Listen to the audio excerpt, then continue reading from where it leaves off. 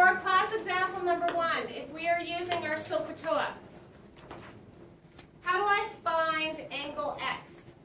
So the inverse of sine 8 over 14. So inverse sine. And what do I get for my angle? 35. So that's rounded. Well, we are supposed to round it to the nearest whole number. Okay. So in B, I need to find side X. What do we call side X? It's the hypotenuse. Okay. So how do I calculate that hypotenuse?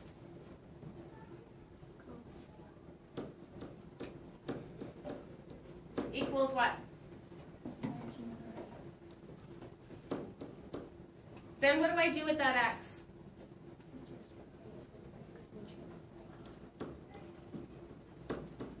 So I can cross multiply, bring it to the other side, and what ends up happening is I actually replace the cos with the X. They switch places. So 19 divided by cos 40 to the nearest whole number is how much? Thank you. How can I figure out whether or not 25 makes sense? It has to be longer. So as long as this number is longer than 19, I probably have it done properly. Okay, so let's look at class example number 2. How would I find the length of BC? What would you do? Or what did you do? Rachel, what did you start off with? Well, I started off finding the length of A, did you think? Of AD? Yeah. Okay, so how did you find the length of AD? I went cos 20 equals adjacent over 12.5. And then cos 20 times square root. Okay, and what did you get when you solved for AD? 11.75, or it's like 746. Okay, so that's this measurement right here. And then what did you do? And then after that, I figured out BD, so I went sine 20 equals opposite over 12.5.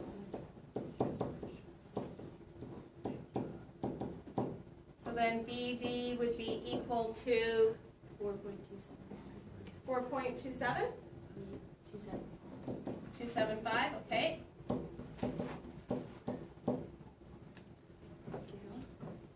Okay, well. Well, I'm not done, so I still need to figure out the whole length. I'm going to ask other people, but I can keep going. You're on a roll. Okay, so then I figured out DC. Okay, and how did you figure out DC? I went tan 35 equals 11.746 over 5. Or like over DC. I just So then this time you had to take that number and divide it by tan 35. And what did you get? 16.775. And then I added up the 4.275 and the 16.7. And what did you get for a final answer? 21.05. So two decimal places. A lot of work for one question. I bet you someone has a shorter way of doing this. Probably. Because somebody, somewhere, at some point in time, would have looked at this and said, this takes way too much time to solve. There's got to be a simpler method. And aren't we lucky he did that? Because he came up with the sine law. The next 2 lessons focus on laws that we can use for non-right triangles. So we call them oblique triangles. So the first thing that we need to do is we need to talk about notation. When we have a triangle, if you've noticed thus far in your mathematical careers, the vertices on triangles are always capital letters. Whether it's CAT, ABC, XYZ, they're always written as a capital. The sides we label with lowercase letters, and we do it with a purpose. if I told you that my triangle should be labeled like that, what would you notice about where I put the A, B, and C? It's opposite of like the big A. Exactly. It's opposite the angle. So if this is angle A, this becomes side A. If this is angle B, this becomes side B, angle C, and side C. So that's the first thing we need to watch out for. We need to watch out that our notation is done properly. So remember I said somebody's probably figured out a way that we could solve these non-right triangles without having to split them into two triangles and do all of this work. Well, what was noticed is there's a relationship. If I take side A and divide it by the sine of that angle, and I do the same thing for B to sine B and C to sine C, I get the same answer every time. So these ratios equal each other. I can flip it around and I can put the sine on the top divided by its side. It's the exact same sine law. And if I have knowledge of one of these, if I know what the side and its opposite angle are, I can use it to help me solve for missing items. So the first thing that we're going to do is we're going to prove this. So here's our proof. The diagrams show the same triangle placed with the base AB on the x-axis. In the first diagram, I put the vertex A at the origin, and in the second diagram, I flip it around and I put B at the origin. And then I take this line CB and I draw it perpendicular to this line. So we're going to complete the following work, first of all, to show that A over sine A is equal to B over sine B. So if we look at this first triangle, in this triangle, the sine of angle A would be equal to line CD divided by line AC, the opposite over the hypotenuse. Does that follow so far? Then AC I'm going to replace with angle B. Or sorry, not angle B, side B. So I'm going to replace the notation of AC with B. If I solve for CD, so if I want to get CD by itself, I need to get rid of this B. Because I'm dividing, I multiply. So I multiply, and I get that side CD is equal to B times sine A.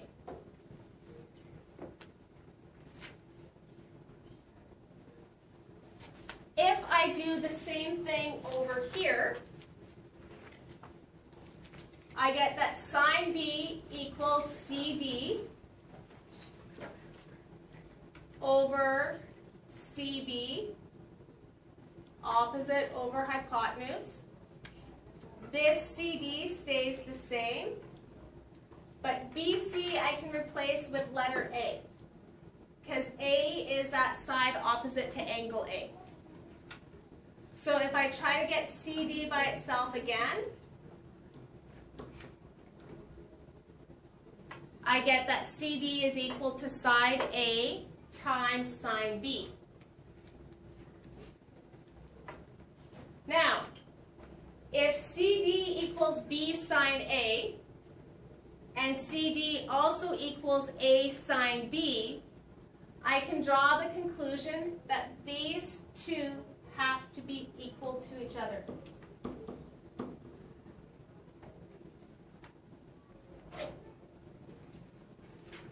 And then if I divided both sides by a sine A and a sine B, as long as I do the same thing to both sides, I can get away with that. Sine A divided by sine A would cancel, and I'd be left with B divided by sine B. On this side, the sine B's would cancel, and I'd be left with A divided by sine A.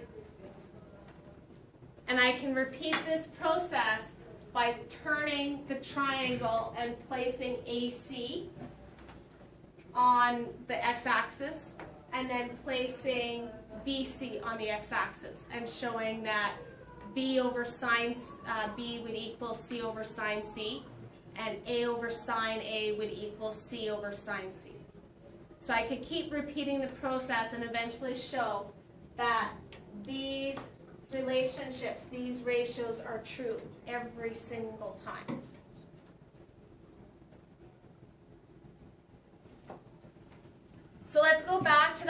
question, that class example number 2. So if I look back on that page, I was given that this angle was 75 degrees. I was given this side length, and I was given that angle. So all we've done is we've rewritten it without that vertical line in between. We did not drop a line from the vertex A to the line BC. So if I use my sine formula, I have that sine A, or sorry, A is to sine A, as B is to sine B, which I don't have anything there, so I'm not going to write that B part, but I am going to write the C part. I don't need all 3 parts to use my sine law. I only need 2 of them. Now I fill in with what I know. I do not know what side length A is, but I do know what angle A is. It's 75 degrees. I know what side C is because it's opposite angle C. And I know what angle C is. It's 35 degrees. So how do I get A by itself?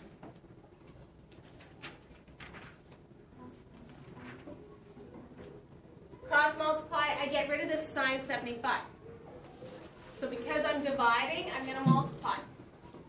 So I'm going to take 12.5 and multiply it by sine 75 and divide it by sine 35. Watch when you put it in your calculator, make sure you close the brackets around your angle. So I want you to determine this calculation for me.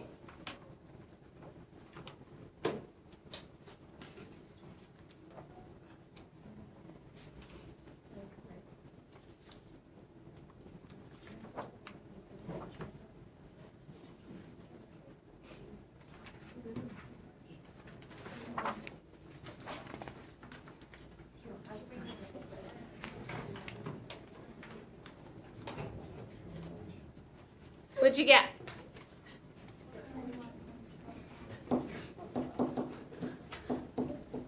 And this was the exact same as what we got the first time.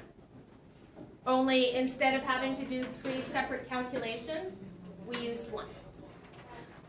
So I want you to try to do class examples 4 and 5 on your own, and then I'll come back and go through them with you.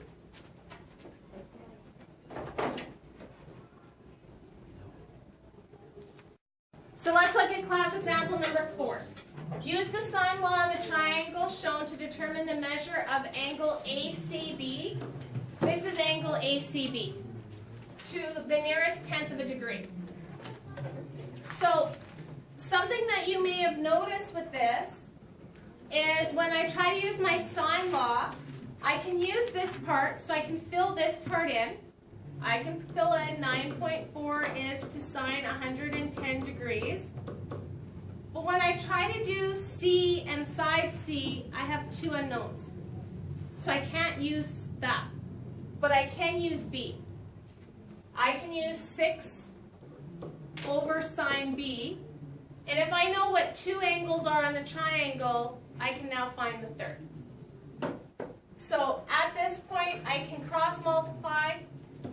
9.4 times sine B equals 6 times sine 110. To get B by itself, I would divide by the 9.4. And then I'm going to have to take the inverse of that answer, or sine inverse of that answer. And if you did that, what did you get for angle B? 37. So then angle C would be 180 minus the 110 minus the 37, which is how many degrees?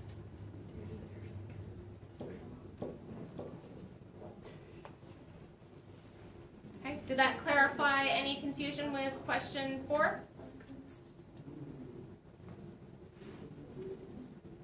So question 5. A surveyor measures a baseline PQ 440 meters long. He takes measurements of a landmark R from P and Q and finds that angle QPR is 46 degrees. So the letter in the middle is my vertex. And angle PQR is 75 degrees.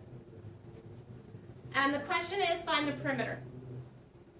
So if I know what angle P and angle Q are, can I find angle R? And what is angle R? 59 degrees. So now that I have angle R, I have one of my sine ratios. 440 is to sine 59 degrees, and then I can fill in the other two. As side P is to sine 46, and I can repeat the process with Q. Okay. I would avoid using side P as a calculation unless I had to, and if I have to, I leave it unrounded, or I leave as many decimal places in my second calculation. So for this one, to get rid of the sine 46, I multiply. So I get 440 times sine 46 divided by sine 59. And P equals what? 369.253. 253 on and on? I think it's 250, But 25 for sure? Yeah. Okay. So then if I do the same thing for Q, 440 times sine 75 divided by sine 59. What do I get for Q?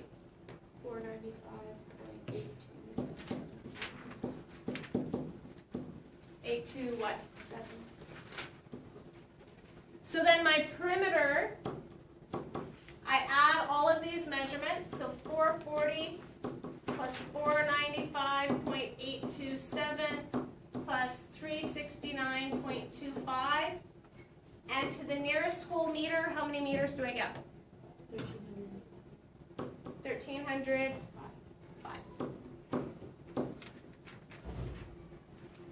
So it took a while to do the question, but it was just one step at a time. Figure out what needs to be done at each point. Okay, so part B. Calculate the area of this triangle. So I'm going to cheat because I'm going to cut a picture of the triangle so I don't have to draw it again.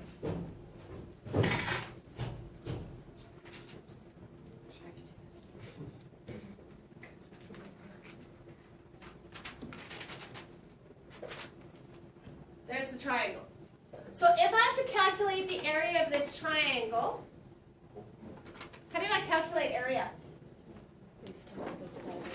So what do I need to know about my triangle? I need the height. Okay? I have one of these, or actually I have both of those measurements from the previous page.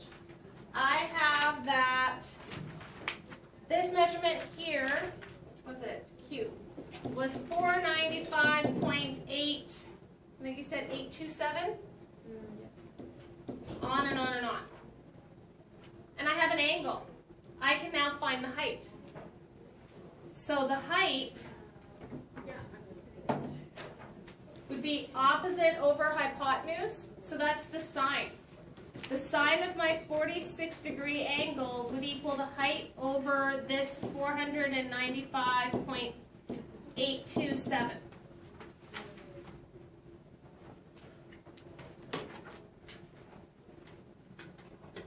Which gives me 356.67 approximately. And now I can use my area formula, base times height divided by 2. So that becomes 440 times the 356.67 divided by 2. And what do I get for a number here?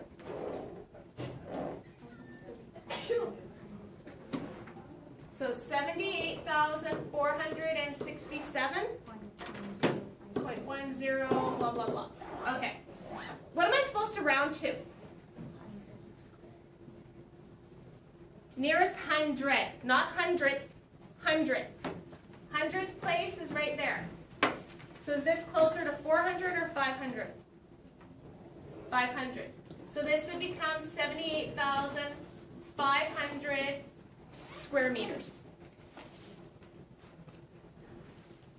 And now I'm going to leave you with homework this weekend. I know it sucks. I'm sorry. So then on next class we can look at cosine law.